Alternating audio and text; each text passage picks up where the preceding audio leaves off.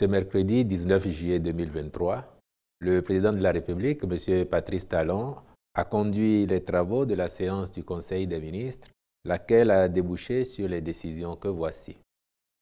Au chapitre des mesures normatives, modalités de reversement des enseignants contractuels de l'État admis à l'évaluation diagnostique dans les différents cadres d'emploi des fonctionnaires.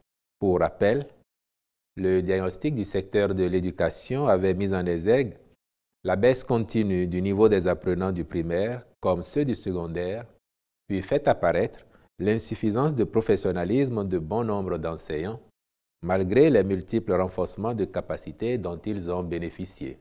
Dans la recherche de solutions adéquates pour corriger cette contre-performance et relever la qualité des enseignements, le Conseil des ministres avait décidé, entre autres mesures, de procéder à une évaluation collective des enseignants de la maternelle, du primaire et du secondaire général, en service au 31 décembre 2007 et reversés au 1er janvier 2008 en agents contractuels de l'État. Conformément à ces engagements lors de l'organisation de la dite évaluation en 2019. Le Conseil, à la suite des rapports faits sur le sujet, a également décidé du reversement des enseignants des deux sous-secteurs ayant obtenu une moyenne supérieure ou égale à 10 sur 20 à l'issue de l'évaluation, soit 9 051 enseignants sur les 17 810 ayant composé. Ainsi, les enseignants concernés possédant le titre de qualification professionnelle requis pour l'accès aux corps indiqués seront reversés, grade pour grade, à compter du lendemain de la date de l'évaluation diagnostique et sont dispensés de stages probatoires. Quant à ceux qui ne disposent pas de titre de qualification professionnelle, ils seront reversés comme élèves fonctionnaires et conserveront leur salaire. Il appartiendra ensuite au ministère dont ils relèvent de prendre les dispositions appropriées pour l'organisation de la formation professionnelle à leur intention en vue de l'obtention du titre de qualification requis.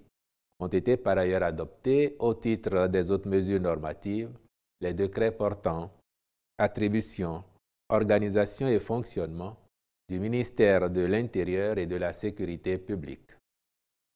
Transmission à l'Assemblée nationale pour autorisation de ratification de la Convention entre le gouvernement de la République du Bénin et le gouvernement de la République du Rwanda en vue d'éviter les doubles impositions en matière d'impôt sur le revenu et de prévenir l'évasion et la fraude fiscale. Au chapitre des communications, en point 1, mise en œuvre du projet de la traçabilité des médicaments au Bénin, e-pharmacie, et prestations d'assistance à maîtrise d'ouvrage. Les réformes engagées dans le secteur de la santé prennent en compte la mise en place d'un système d'information pharmaceutique intégré. Ce mécanisme vise à sécuriser toute la chaîne d'approvisionnement des médicaments et à maîtriser leur traçabilité depuis les laboratoires fabricants jusqu'au dernier utilisateur, tel que l'avait décidé le Conseil des ministres en 2019. Dans ce cadre, une structure compétente avait été retenue pour la conception, la réalisation et le déploiement de cette solution et dont la mission se déroule comme prévu. Mais au regard de sa structuration, il est apparu nécessaire de solliciter les compétences d'un cabinet pour une assistance à maîtrise d'ouvrage sur l'ensemble du projet.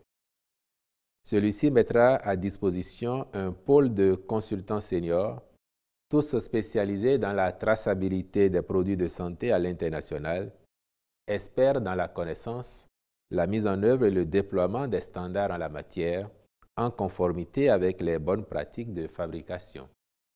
Il veillera également au respect de la réglementation nationale en vigueur. Le ministre de la Santé accomplira toutes les diligences nécessaires pour que les objectifs fixés soient atteints. En point 2, compte rendu du déroulement des examens scolaires au titre de l'année 2022-2023. Les ministres chargés des différents ordres d'enseignement ont fait au Conseil le point du déroulement de l'année scolaire avec un accent particulier sur les examens qui la sanctionnent. Il en ressort que les activités pédagogiques se sont bien déroulées sur tout le territoire national, avec une bonne exécution des programmes dans le respect du calendrier établi. Cette dynamique positive, qui s'observe depuis quelques années, est à l'actif des apprenants, de leurs encadreurs et confirme le bien fondé des réformes en cours dans le secteur éducatif. Ainsi, au plan national, les taux de réussite aux divers examens s'élèvent à 81,29% pour le certificat d'études primaires CEP, 69,21% pour le brevet d'études du premier cycle BEPC et 63,08% pour le baccalauréat. En prenant acte de ces résultats qui restent perfectibles, le gouvernement adresse ses félicitations à tous les acteurs de l'école sur toute l'étendue du territoire national. Il relève cependant que la pratique consistant à classer les départements par ordre de mérite manque de pertinence. En effet, s'il peut être utile de faire des comparaisons pour susciter une saine émulation, mais aussi analyser les données année après année en tenant compte des contextes spécifiques et des dynamiques locales, les disparités qui s'observent encore dans les conditions d'apprentissage d'un département à l'autre faussent l'objectivité d'une telle démarche. Celle-ci génère par ailleurs des déviances de la part de certains acteurs de l'éducation, soucieux d'améliorer coûte que coûte leur classement, et il conviendrait d'y mettre fin.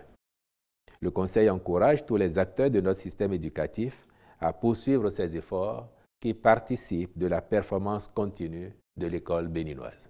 Au chapitre des mesures individuelles, au ministère de la Justice et de la Législation, et après avis du Conseil supérieur de la magistrature, M. Laziwole Alade Abdou Karimi Adeoti est nommé procureur de la République près le tribunal de première instance de deuxième classe d'Alada. Je vous remercie.